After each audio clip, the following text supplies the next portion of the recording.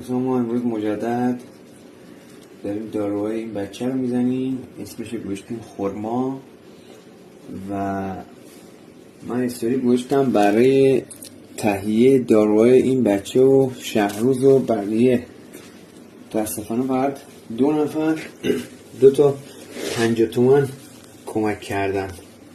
لطفاً اگر در توانتون هست نمیخواد اصلا کمک بکنید، دارو تهیه بکنید، لیست داروهایی که ما نیاز داریم و برای این بچه ها تهیه بکنید بفرستید تا ما بتونیم درمان این بچه ها رو به پایان برسونیم. همونطور که میبینید این بچه اصلا حال روز خوبی نداره، ما هم اوضاع خوبی نداریم، فعلا همه چی به هم ریخته است.